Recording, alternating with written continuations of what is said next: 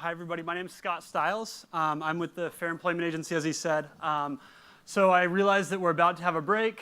I'd appreciate it if you can hold your naps off for the next 10 minutes, and then we'll keep on going. So basically, when we're talking about forced labor, I think Mrs. Chan talked about earlier, domestic workers in Hong Kong is a very clear issue. We've heard about it in the news.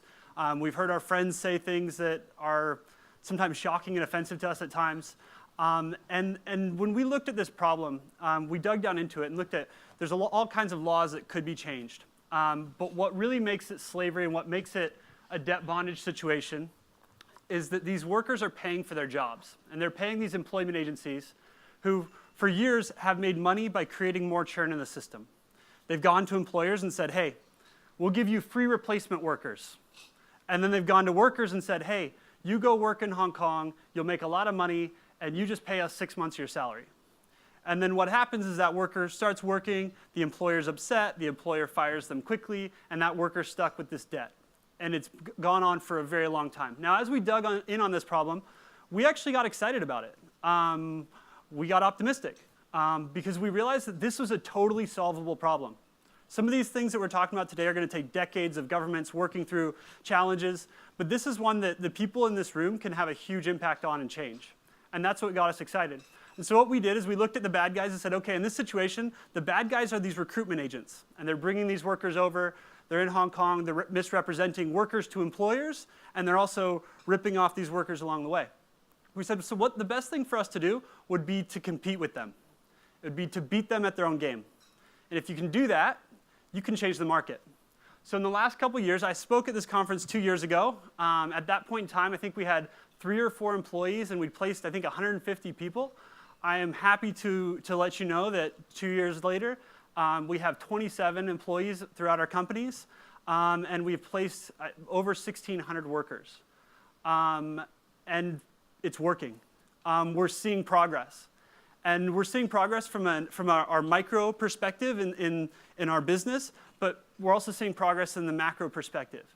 We've seen groups, and this isn't us, this is other groups that have put together and created unifying bodies. A lot of the people in this room today with Helpers for Domestic Helpers and Justice Center, Pathfinders, we're seeing all these groups come together and create a really positive dialogue. And we're seeing the market actually start to change. And we're seeing small incremental changes that governments are making in order to make it a little bit better to come work here, to make it a little bit less like slavery. And that's what we've seen just in the last year. In the last year, in 2016, the churn rates for workers that were fired after completing a contract or whatever dropped 24% in Hong Kong. And that's 24% of those people are not having to go pay another recruitment agency and start this whole process over. So that's 200 million Hong Kong dollars in agency fees that have been removed from the system. So I know that we're talking a lot today about the problems and how sad it is and how hard some of these problems are that are much more complicated. But I'm here to be an optimist and tell you that we can truly change this stuff. And it's exciting. So that's what we did. So we launched this agency. Things are going well. As we've dug in, we've found different people who we've learned some really clear things. The first thing that we've learned is that people are good. Even the people who maybe mistreat their domestic worker, they're good people. But what we've also learned is that people are terrible managers.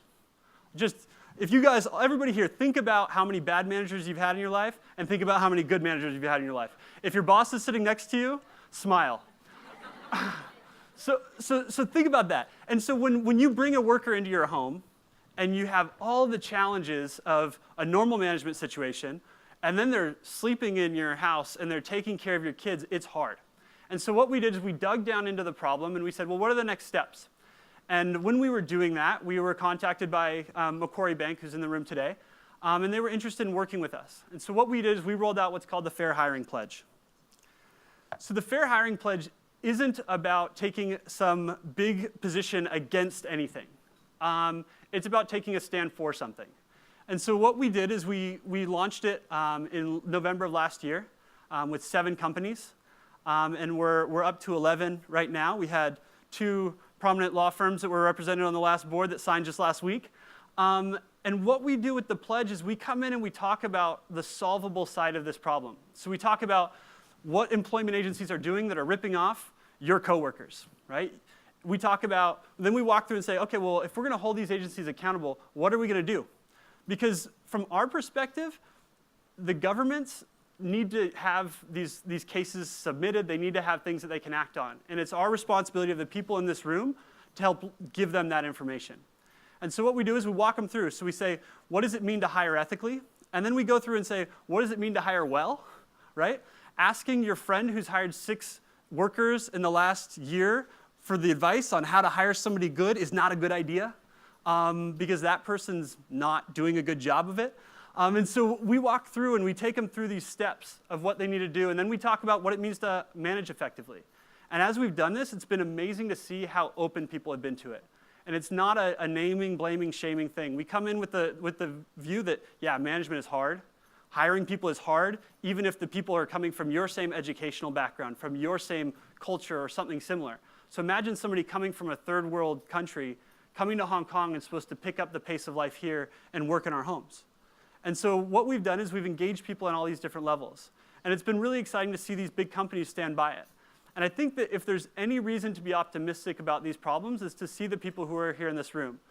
Recruitment is one of the central kind of parts of human trafficking and slavery throughout the world. These middlemen, these recruiters, they're ripping people off.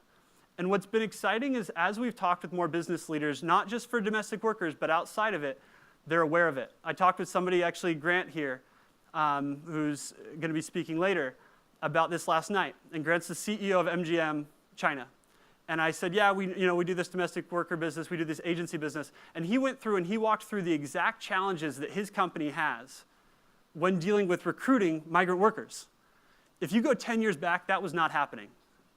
That just didn't happen. And so what kind of my message for today is that we need to be optimistic. Now, when it comes to the pledge, this is what you can do. Everybody, or pretty much everybody here, works for a company.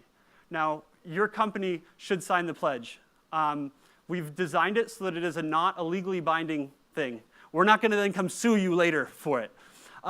In fact, one of the managing partners for one of the prominent law firms actually looked at the document and he said, this is a beautiful document.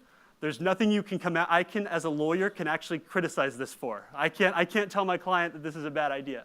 And that's one of the things that we're proud of, is because we're trying to give companies an opportunity to take a stand, to do the right thing, and then let us come help their employees hire better, help them manage more effectively, and help solve these problems that are going on in people's homes. And as we do that, we're going to change the market much faster than anything else will. And we're really excited to kind of be here and to be able to do that. So that's our message for today. So the action that I wanted to ask all of you is to reach out to us. It's to contact us, and let's figure out how to get your company as a signatory of the pledge. If they can't be an official signatory on the website, let's work on having us come in and provide some training to the employees that need help with this. And so I just wanted to, I promised I'd finish on time. I'm doing that. And so I just want to close with thanking everybody for being here and for your attention this time. Thanks a lot.